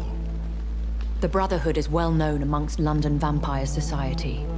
As long as our kind is discreet, and as long as they do not interfere, we have come to a mutual understanding. And no one suspected you of the murders? As you well know, suspicion has recently fallen on me of killing for pleasure. But you have my word, Jonathan. I take no pleasure in taking a life. Why did you save me in the canning factory? I could hardly stand by and watch such a promising young blood as yourself be torn to shreds by some gutter scowl. William Bishop wasn't the vampire that created me then? No, Jonathan. Whatever their strength and demeanor, Scowls are the progeny of careless vampires. It cannot be the other way round. What type of vampire is a Scowl? Not a true vampire. The deformed offspring of lesser vampires. It is a shame these creatures run wild, slaves to their baser instincts. I know this is beyond the pale, but may I inquire your age? Really? And I thought you were gentlemen. If you must know, I'm 27. I've been 27 for a long time now, and 27 I shall remain. Very well, but I believe there is more to this than you are saying. A lady has to have some secrets. And who bestowed upon you this eternal youth? My maker. He left this isle a long time ago.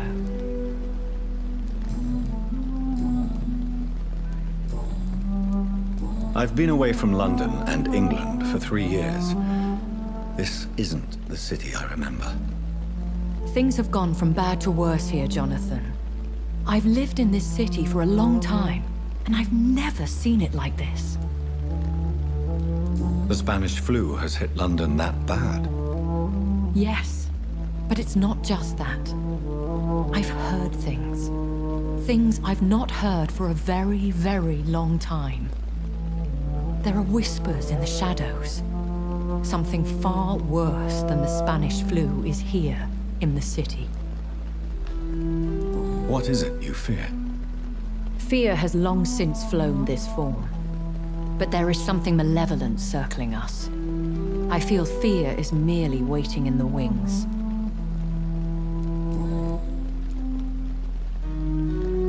When I awoke, changed, I was chased and attacked by vampire hunters. Prepared and well-trained. Though I can't be certain, more than likely it was the once glorious Guard of Priwen. Once glorious, but still dangerous. They have seen better days, but all fanatics are dangerous. You would be wise to stay clear. They are sworn to destroy our kind. You make them sound like some sort of cult. More a society. And like all the best ones, a secret society. I thought them almost gone, but it seemed they have been recruiting. Are there many vampires here in London? Immortals are of a rare breed, and we often tend to hide. But you may occasionally meet some of us at night. Do you know any of them? Have you an idea of the identity of the vampire who attacked me? You mean your maker? No, Jonathan, I have no clue.